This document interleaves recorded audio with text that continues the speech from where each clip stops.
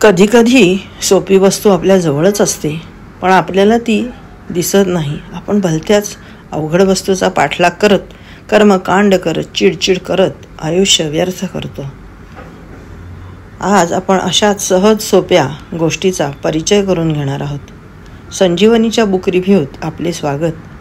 आज आपण महात्मा ज्योतिबा फुले लिखित सार्वजनिक सत्यधर्म या पुस्तकाविषयी बोलूया. प.सी. पाटील यांनी ज्योतिबांचे चरित्र हे पुस्तक लिहिले आहे. त्यात हे पुस्तक प्रत्येकाने किमान एकदा तरी वाचले पाहिजे असे लिहिले आहे. त्यामुळे मी हे पुस्तक वाचले आणि हे पुस्तक निवडले. हा व्हिडिओ हे पुस्तक वाचायला तुम्हाला प्रेरित करेल अशी आशा आहे. हे पुस्तकही ज्योतिबांनी त्यांच्या इतर बहुतेक पुस्तकांप्रमाणे संवाद स्वरूपात लिहिले आहे. महात्मा ज्योतिबा फुले यांचे अखेरचे हे लिखाण. पक्षाघातामुळे उजवे शरीर काम करत नव्हते. डाव्या हाताने हे पुस्तक त्यांनी लिहिले. त्यांच्या पश्चात दत्तक पुत्र यशवंत यांनी हे पुस्तक 1881 मध्ये प्रसिद्ध केले. त्यांचा मुलगा यशवंत, मित्र बळवंतराव हरी साकवाळकर, मानाजी बोलूजी मगर, मानाजी बोलूजी पाटील आणि अनेक 2-4 असे त्यांचे आणि ते स्वतः यांच्या प्रश्नोत्तराच्या स्वरूपात हे पुस्तक आहे. एक जण हे वरचे लोक शंका व्यक्त करतात आणि ज्योतिबा त्यांचे निरसन करतात.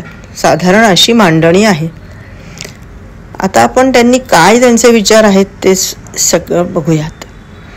आपल्या ह्या सूर्यमंडळासह आपण वस्ती करणाऱ्या पृथ्वीचा निर्माणकर्ता जर एक आहे, तर तिजवरील अनेक देशांतील लोकांचा एकमेकांशी वैरभाव माजून प्रत्येकामध्ये देशाभिमान आणि धर्माभिमानाचे खूळ व्यर्थ का माजले आहे?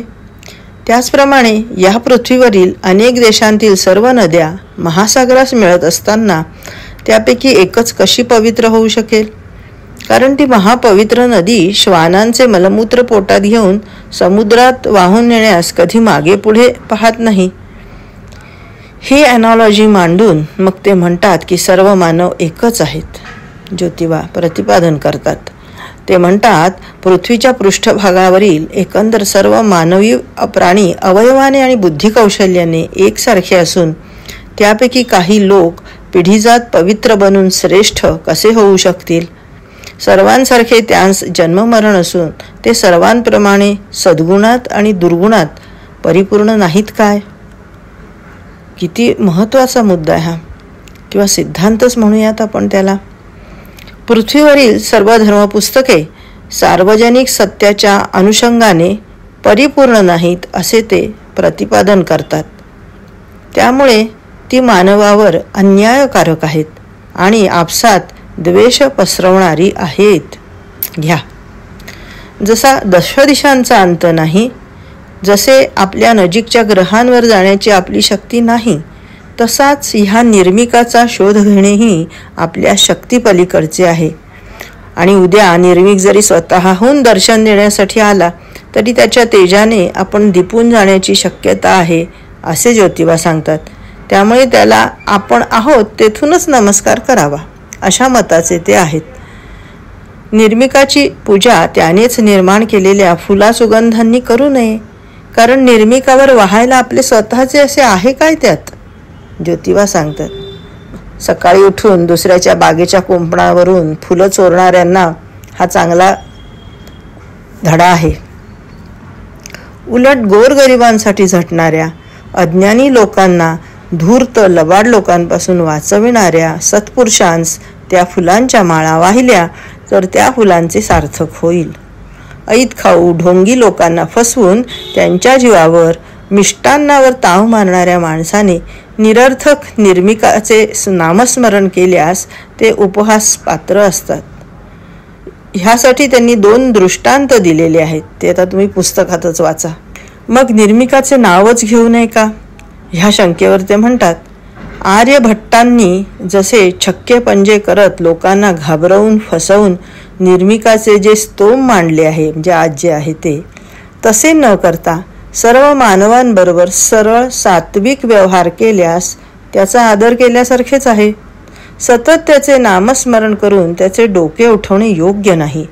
सर्वत्र माझीच भावंडे आहेत असा विचार ठेवल्यास त्याला आनंद होईल आणि लोकांनाही सुख लागेल. निर्मिकाला नैवेद्य काय द्यावा ह्यावर ते म्हणतात, जर सर्वच निर्मिकाने पिकवले आहे तर असा उलटा नैवेद्य दाखवून उपयोग नाही. निर्मिकाच्या ऐवजी संकटात दीन किंवा पंगू किंवा पोरक्या मुलांना यथाशक्ती मदत करणे हाच निर्मिकाला खरा नैवेद्य. अनुष्ठाने आणि जपतप यांनी निर्मिक प्रसन्न होणार नाही, तर निर्मिकाने निर्माण केलेल्या प्रत्येक पदार्थाचा उपयोग कोणकोणत्या ठिकाणी कसा कसा उपयोग करावा ह्याविषयी रात्रंदिवस खटपट करून ध्यानस्थ होऊन त्याविषयी विचार करीत बसल्याने निर्मिकाची अगाध शक्ती, अगाध चातुर्य आणि अगाध लीला यांची पूजा होणार आहे.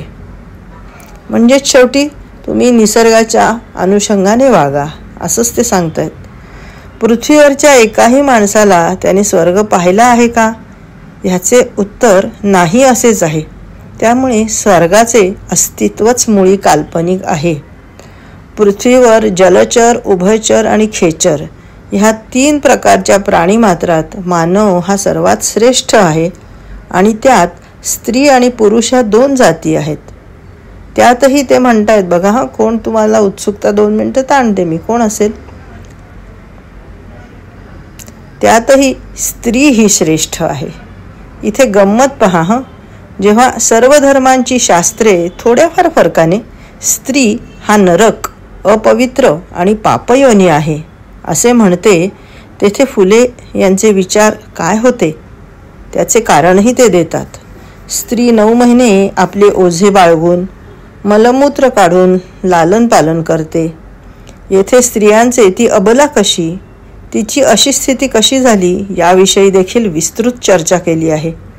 त्यावरून त्या काळी असलेल्या सती, बहुपत्नीत्व, शिक्षणाचा हक्क नाही अशा अनेक मुद्द्यांचा उहापोह झाला आहे आणि हेच कारण त्यांनी त्याला दिलं आहे. त्यामुळेच त्या अबला तर झाल्याच, पण मानवी हक्काला देखील मुकल्या. पहा केवढा मोठा विचार आहे. आज मानवी हक्कांवर केवढं रणकंडन माजलेलं असतं. त्यांनी सहज सांगितलं हे. तथाकथित उच्चवर्णीय समाजातील अनेक अनिष्ट प्रथांविषयी अनेक शंका विचारल्या गेल्या आहेत या पुस्तकात वरच्या सांगितलेल्या व्यक्तींच्या द्वारे. ह्या प्रथा आज उघड उघड आपल्याला दिसून येत नाही हे मी म्हणते, पण एकंदर त्या होत्या हे त्यांचे उच्चाटन झाल्यामुळे सिद्ध झाले आहे असे मला वाटतं. पण त्या पडल्या कशा हे ज्योतिबांनी सविस्तर पुस्तकात लिहिलंय. त्या किती माणुसकीला काळीमा फासणाऱ्या होत्या ह्याचीही जाणीव हे सर्व वाचताना होते आणि मन सुन्न होते.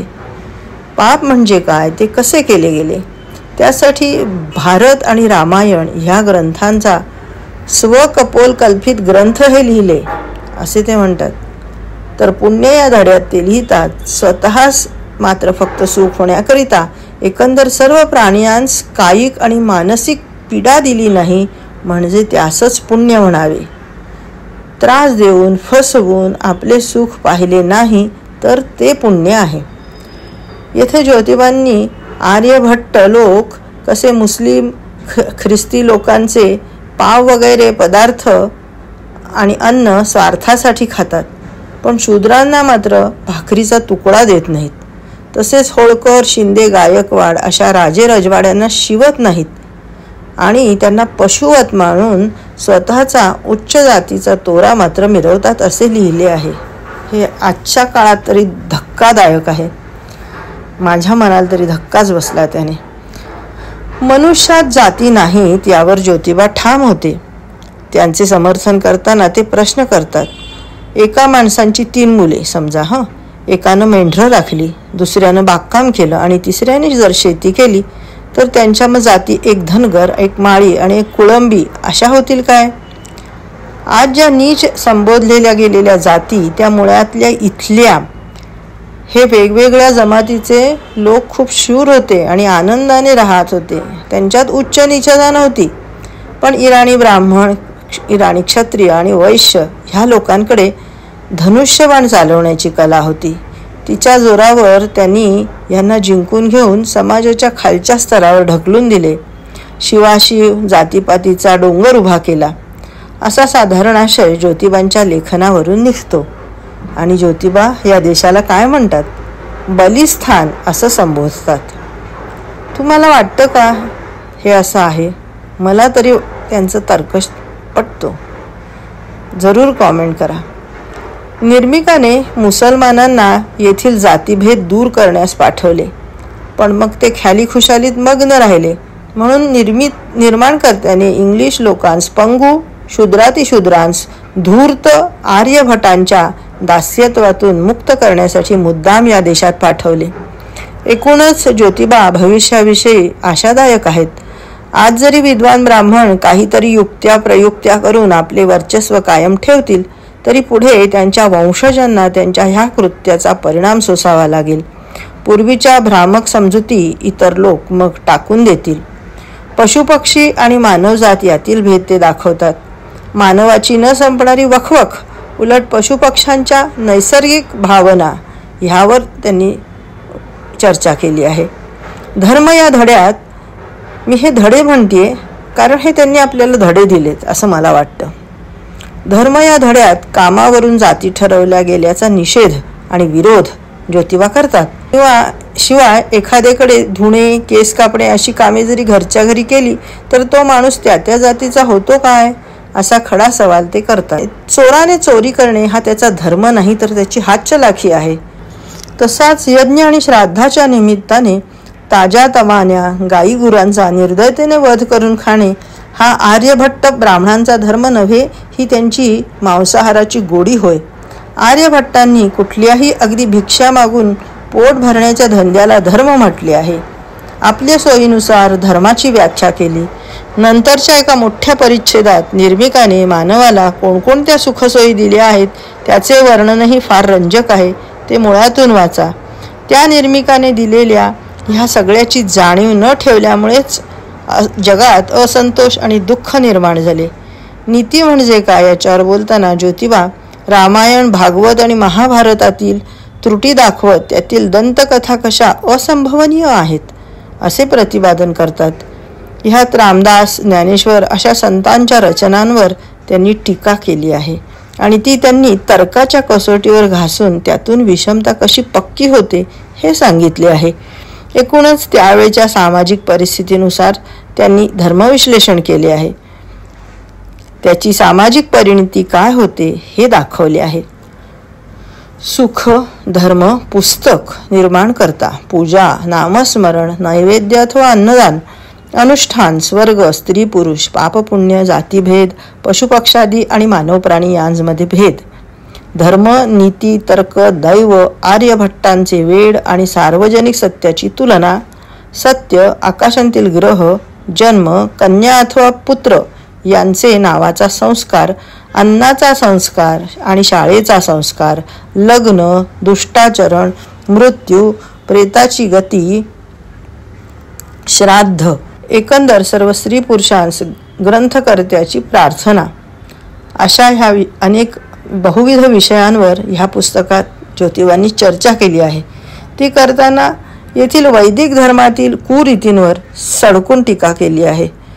ती पचवणं अवघड आहे. मात्र एका त्रयस्थ दृष्टिकोनातून जेव्हा तुम्ही वाचाल तेव्हाच तुम्हाला ते पटेल. धर्मांधता टाळणे, सामाजिक न्याय आणि एकता प्रस्थापित करणे, धर्मवार्तंडांचे आणि जातींचे उच्चाटन, नीतिमत्ता आणि सत्यावर भर आणि विश्वबंधुता असलेली समाजरचना ह्यातून त्यांना अभिप्रेत होती. त्यांना शेवटी ह्या चांगल्या गोष्टी व्हाव्या आपल्या समाजात. आजही त्यामुळे किती गोंधळ आहे समाजात हे तुमच्या सहज लक्षात येईल ह्या गोष्टींचा अभाव असल्यामुळे. आधुनिक समाजरचना आणि धर्मरचना ह्यातून मानवी जीवनाला प्रेम आणि मानाचे स्थान मिळवून देण्याचाच त्यांचा हेतू ह्यातून दिसून येतो. त्यांचा दृष्टिकोन आणि विचार वैश्विक होता. ह्या वैश्विक कसोटीवर त्यांनी हे सगळं घासून लिहिलं आहे. कुणाला ते कटू वाटू शकतं, पण पुस्तक त्यासाठी वाचा, जरूर वाचा. परत भेटूया एका नवीन पुस्तकासह. धन्यवाद.